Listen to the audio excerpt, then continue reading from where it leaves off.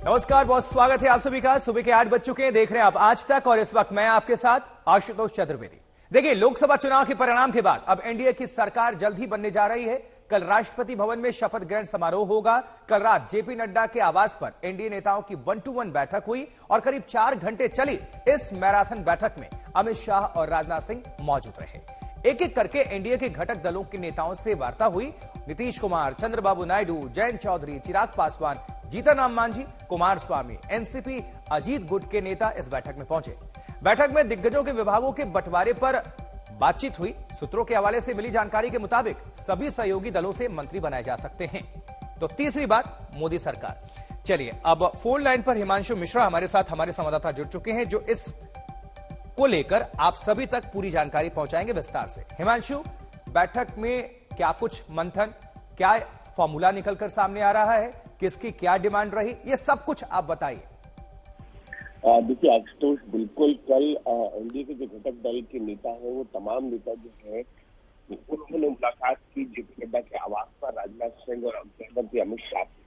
और ये सबसे पूछा गया कि आपको कितने मंत्री पद चाहिए और कौन सा विभाग, और उसके बाद ये कहा गया कि हम आपको इन्फॉर्म करेंगे, हम आपको जानकारी देंगे, आप बिल्कुल चिंता नहीं कीजिए। एच.डी. कुमारस्वामी, जो जेडीएस के नेता भी हैं, पूर्व में मुख्यमंत्री हैं, उन्होंने कहा कि उनको कृषि मंत्रालय चाहिए। इसी तरीके से तमाम नेताओं के साथ मुलाकात हुई। नीतीश कुमार, एकनाथ शिंदे, चंद्रबाबू नायडू, इन सबसे मुलाकात के बाद ये भी सामने आ रहा है कि चंद्रबाबू नायडू चाहते हैं कि इंफ्रास्ट्रक्चर से जुड़े जो मंत्रालय हैं वो उन्हें दे दिए जाए, साथ में आईटी मंत्रालय, क्योंकि उनका मानना है कि आंध्र प्रदेश में जो है इंफॉर्मेशन टेक्नोलॉजी को लेकर बहुत संभावनाएं हैं, और हैदराबाद को जिस तरीके से चंद्रबाबू नायडू ने तैयार किया था वो सबके सामने है। और इसीलिए चंद्रबाबू नायडू जो है इंफ्रास्ट्रक्चर से जुड़े जो विभाग है वो चाहते हैं। उसका कारण यह है कि वो अमरावती को जो है एक वर्ल्ड क्लास सिटी बनाना चाहते हैं, और इसीलिए वो इस मांग को कर रहे हैं। दूसरी तरफ नीतीश कुमार है। नीतीश कुमार की तरफ से ये कहा गया है 3 कैबिनेट बर्थ जो है उन्हें चाहिए, और मंत्रालय की कौन कौन से होंगे इसको लेकर वो बातचीत कर रहे हैं। जयंत चौधरी है, जयंत चौधरी से बुलाया गया, उनसे पूछा गया। साथ ही साथ जीतन राम मांझी, उनको भी बुलाया गया, उनसे भी बातचीत हुई, क्योंकि जीतन राम मांझी को पहले ही प्रॉमिस किया गया था कि 24 के चुनाव में उन्हें केंद्र में मंत्री बनाया जाएगा। जीतन राम मांझी जो है बहुत वरिष्ठ नेता भी है और साथ ही पूर्व मुख्यमंत्री है, तो ये मानकर चला जा सकता है कि उनको भी जो है वो कैबिनेट बर्थ मिलेगी। जिस तरीके से जेडीएस के अंदर 2 सांसद हैं, लेकिन अगर कुमारस्वामी यहाँ पर मंत्री बनते हैं तो उनको भी कैबिनेट बर्थ दी जाएगी, क्योंकि वो भी पूर्व में मुख्यमंत्री रहे हैं। ये तमाम ऐसे नेता हैं जो इस बार कैबिनेट चाहते हैं। और भारतीय जनता पार्टी के सामने समस्या ये है कि अगर इतनी कैबिनेट बर्थ जो है अपने सहयोगियों को दी, तो बीजेपी के सामने, जो बीजेपी के 240 सांसद चुन के आए हैं प्रधानमंत्री समेत, उनको कैसे एडजस्ट किया जाएगा, ये एक अलग बात है कि बहुत ज्यादा जो है कैबिनेट मंत्री जो है भारतीय जनता पार्टी के, वो चुनाव हार गए हैं, इसमें कोई दो राय नहीं है। लेकिन एक स्वरूप जो है इस बार देखने को आ रहा है वो ये कि लोकसभा का रिप्रेजेंटेशन, उसका प्रतिनिधित्व जो है वो इस कैबिनेट के अंदर मोदी 3.0 के अंदर जो है वो ज्यादा दिखाई देगा। वनस्पत राज्यसभा 2014 और 19 के अंदर राज्यसभा से आए सांसदों की, या ये कहें कि जो टेक्नोक्रेट्स हैं उनको ज्यादा बड़े मंत्रालय भी दिए गए और उनको विभाग भी बहुत महत्वपूर्ण मिले हैं। इस बार देखना ये होगा कि सहयोगियों को साधते हुए भारतीय जनता पार्टी किस तरीके से जो है नई कैबिनेट का गठन करती है प्रधानमंत्री नरेंद्र मोदी के नेतृत्व। ठीक है हिमांशु, आपका बहुत बहुत शुक्रिया इस पूरी खबर पर विस्तार से दर्शकों को जानकारी पहुंचाने के लिए हिमांशु। और अब आपको दिखाते हैं कि कैसे एनडीए की बैठक में आरएलडी प्रमुख जयंत चौधरी को पीएम मोदी के साथ मंच पर नहीं बैठने पर समाजवादी पार्टी तंज कस रही है। समाजवादी पार्टी ने जयंत चौधरी की तस्वीरों को सोशल मीडिया पर साझा करते हुए कहा है कि आरएलडी पार्टी के मुखिया जयंत चौधरी को मंच पर स्थान तक नहीं दिया गया, जबकि उनकी 2 सीटें हैं। वहीं एक एक सीट वाले दलों के नेताओं को मंच पर साथ में बिठाया गया। इस तस्वीर को देखिए। एनडीए संसदीय दल में प्रधानमंत्री के मंच पर मौजूद एक एक चेहरा मोदी के तीसरे टर्म के पीछे काम करने वाली ताकत है। चेहरों पर गौर करिए। पवन कल्याण, एचडी कुमारस्वामी, अजीत पवार, अमित शाह, राजनाथ सिंह, जेपी नड्डा, नरेंद्र मोदी, चंद्रबाबू नायडू, नीतीश कुमार, एकनाथ शिंदे, चिराग पासवान, जीतन राम मांझी और अनुप्रिया पटेल। लेकिन इस तस्वीर से अलहदा एनडीए सांसदों की बैठक में जो दिखा वो है एक तरफ गंभीर बैठे सीएम योगी आदित्यनाथ और यूपी से एनडीए के सहयोगी राष्ट्रीय लोक दल के प्रमुख जयंत चौधरी सांसदों की भीड़ के बीच बैठे नजर आते हैं। अब इंडिया गठबंधन वाले इसे जयंत चौधरी की बेइज्जती बता रहे हैं। सवाल ये उठाया जा रहा है कि जब एक सीटों वाले जैसे अनुप्रिया पटेल और जीतन राम मांझी को प्रधानमंत्री के साथ मुख्य मंच पर जगह दी गई तो फिर जयंत चौधरी को क्यों नहीं?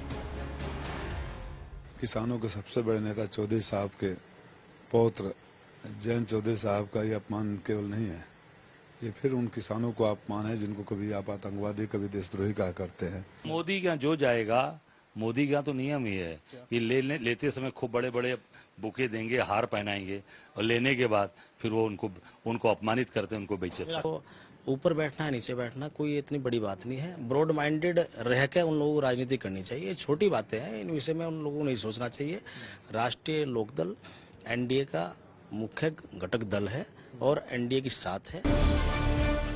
आपको बता दें कि यूपी विधानसभा में समाजवादी पार्टी और आरएलडी के बीच गठबंधन था, लेकिन लोकसभा से पहले जयंत चौधरी बीजेपी के साथ चले गए। अब इंडिया गठबंधन वाले कह रहे हैं एनडीए में जयंत चौधरी की बेइज्जती हो रही है, लेकिन जयंत चौधरी का कहना है कि उन्होंने मोदी को चुना है। हमने कोई चर्चाएं की हैं।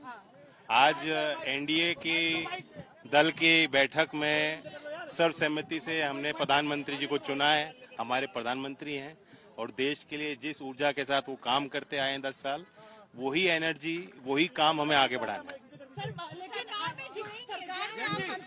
नहीं, उसकी कोई चर्चा नहीं। सवाल ये भी है कि क्या जयंत चौधरी को यूपी में 2 सीटें लाने का इनाम मिलने वाला है? आज तक ब्यूरो।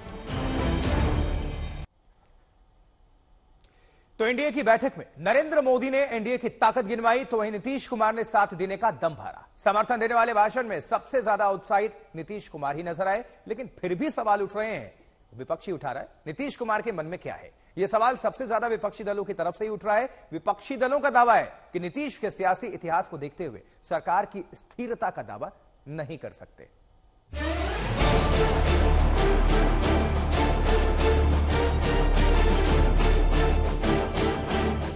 नीतीश कुमार सियासत के वो सूरमा हैं जिनका हर दांव मुनाफे वाला सौदा बन जाता है, लेकिन बार बार उनका दांव हर किसी को चौंका भी देता है। इस बार नीतीश चुनाव से पहले ही बीजेपी के साथ हैं और मजबूत गठजोड़ का भरोसा दे रहे हैं। मोदी की अगुवाई में विरोधियों को अगली बार और करारी मात देने का दम भी भर रहे हैं। और हम लोग पूरे तौर पर सब दिन इनके साथ रहेंगे और पूरे तौर पर जो कुछ भी है आज जिस तरह से भी ये करेंगे बहुत अच्छा है। और आप जान लीजिए कि कुछ लोग, हम लोगों को तो अब लगता है कि अगली बार जो आप आइएगा ना, तो इस बार हम देखें कि कुछ इधर उधर कुछ जीत गया है, अगली बार सब हारेगा, हमको पूरा भरोसा है। उधर नीतीश के दावों और इस यकीन के बीच विरोधी उनका इतिहास याद दिला रहे हैं। नीतीश कुमार की मौजूदगी में सरकार की स्थिरता पर सवाल उठा रहे हैं। जो इतिहास है वो सभी देशवासियों ने देखा है, खासतौर पर बिहार के लोगों ने देखा है कि कब वो पलटी खा जाएगा कहना मुश्किल है। कब वो चेंज कर लेंगे, इस फ्लोर से उस फ्लोर में चले जाएंगे, ये कहना मुश्किल है। तो आगे देखते हैं क्या करते हैं वो। अब ये मोदी सरकार नहीं है, अब ये एनडीए की सरकार है। एनडीए की सरकार में सब सम्मिलित हैं और अगर सब सम्मिलित हैं, सबका हिस्सा है। क्योंकि नीतीश कुमार ने पाला पलटने का सियासी खेल इतनी बार खेला है कि उनका अगला कदम क्या होगा ये समझ पाना किसी के लिए भी आसान नहीं। यही वजह है कि नीतीश कुमार को साधे रखना बीजेपी के लिए चुनौती बनी रहेगी। 2013 में जब मोदी बीजेपी चुनाव अभियान समिति के प्रमुख बने तो नीतीश एनडीए से अलग हो गए। 2014 में सीपीआई के साथ चुनाव लड़ा, लेकिन 2 सीटें ही जीत सके। 2015 विधानसभा चुनाव से पहले आरजेडी कांग्रेस के साथ गठबंधन किया। जुलाई 2017 में फिर बीजेपी के साथ चले गए। नवंबर 2020 में बीजेपी के सहयोग से सीएम बने। अगस्त 2022 में फिर बीजेपी से अलग हुए। आरजेडी कांग्रेस गठबंधन में नीतीश फिर सीएम बने। जनवरी 2024 में एनडीए के सहयोग से 8वीं बार सीएम बने। नीतीश कुमार के इसी रुख और रवैये के चलते विपक्षी नेता तमाम सवाल उठा रहे हैं और इस बहाने बीजेपी पर हमला बोल रहे हैं। शुरू से मोदी जी बैसाखी पे चल रहे हैं।